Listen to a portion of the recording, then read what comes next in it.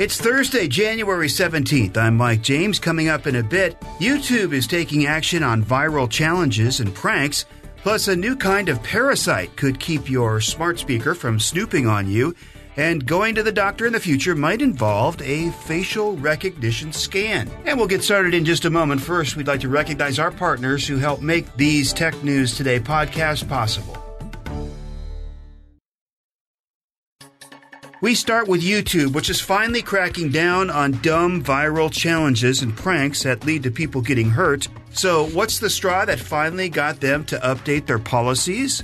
Well, people walking or even driving blindfolded thanks to the Bird Box Challenge, which spawned out of the Netflix horror movie starring Sandra Bullock.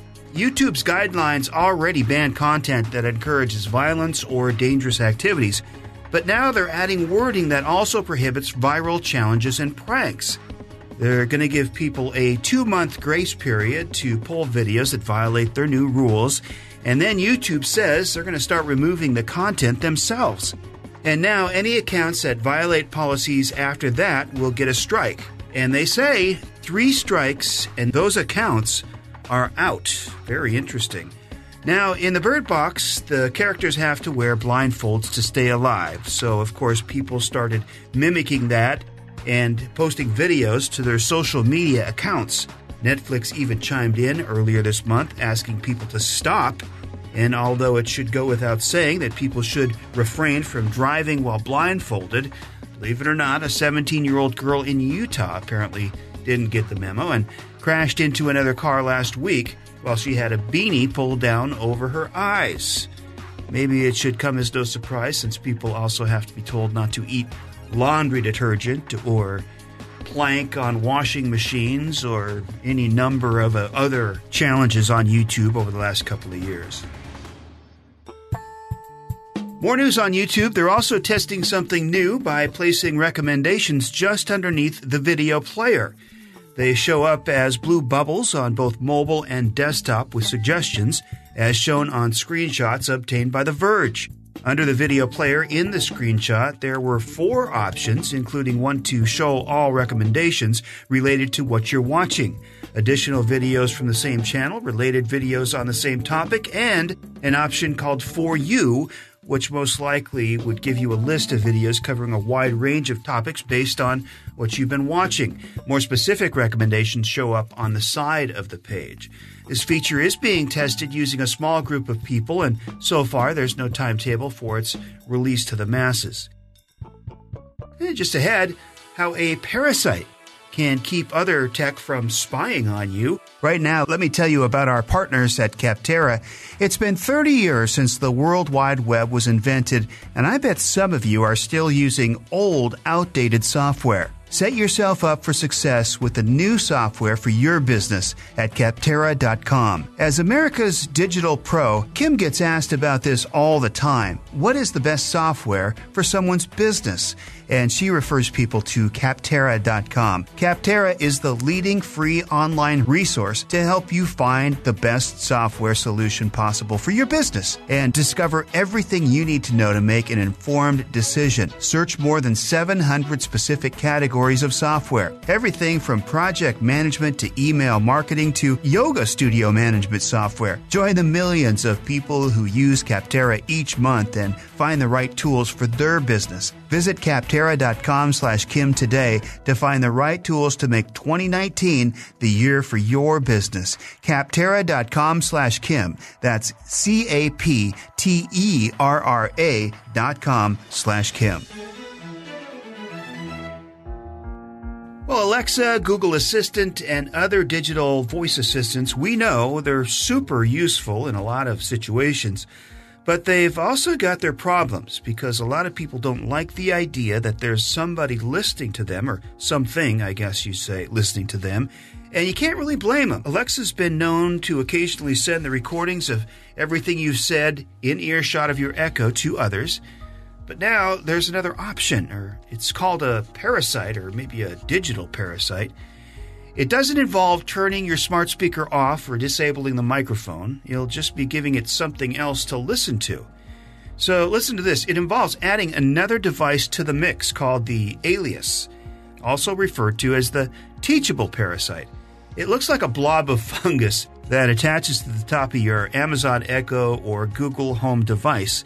Now, once you tell it to go to work, with its own wake word, it'll whisper sweet nothings to your smart speaker's microphone, distracting it from snooping on you. Say the parasite's wake word again, and it'll stop talking to the smart speaker, allowing it to hear you once again. Will it be a parasite that you'll actually want? It seems kind of dumb, right? I mean, you have to turn it off to turn on Alexa. Why don't you just turn off Alexa? Just thinking out loud there. And that leads us to another example of your data or your kids' data being left up for grabs, this time through one of the most popular video games in the world, which of course is Fortnite. By the end of 2018, there were 200 million registered players of Fortnite. It's a big company, so they have had some problems in the past with security issues. And an IT security firm recently found a few vulnerabilities in the game. These could allow attackers to take over players' accounts. It involves the single sign-on method the game uses, which lets you log into multiple services with the same account, and if those credentials get exposed, it could jeopardize any other accounts that your account is tied to. With this flaw, a crook could send a phishing message through social media or another forum, tricking gamers to clicking a link that would expose their information. And from there, the stolen information could be used to gain access to personal information and other accounts. The IT firm told Epic Games, which runs Fortnite, about the issue in November, and it's been patched. But what's not known is if the security firm was the first to discover the problem or if any breaches already had occurred. In the future, going to the doctor could mean getting a facial recognition scan during the checkup.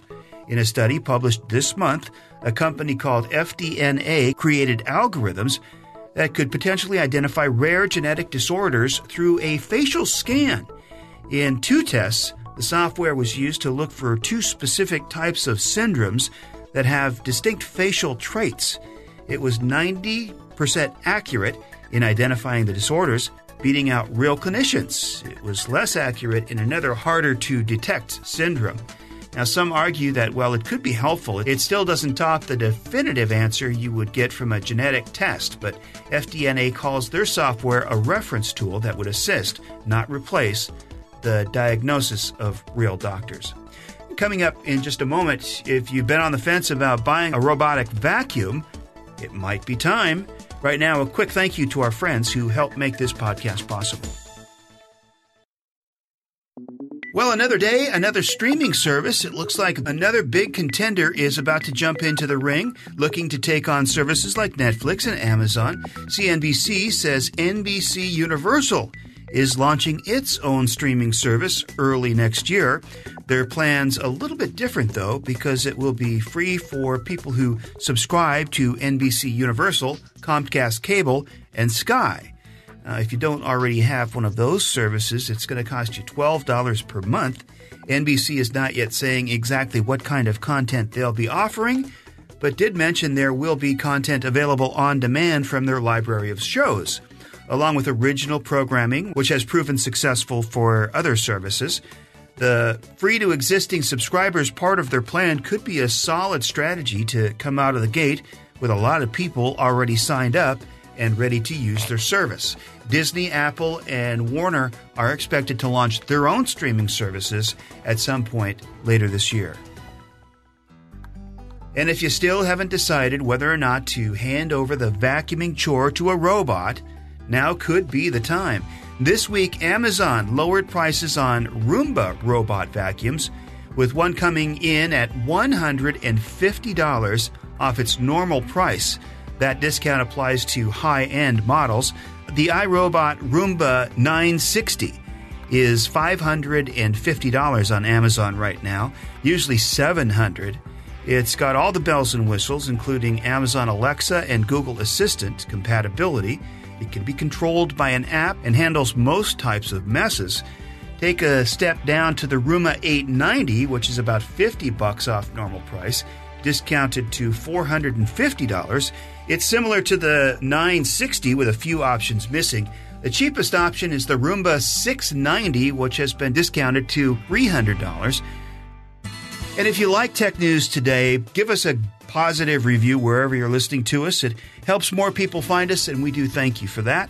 Finally, for today's Commando Kicker, nowhere else than Florida will you find a man who now holds the record for capturing the largest Burmese python. The snake weighed a whopping 150 pounds and stretched just about 18 feet long.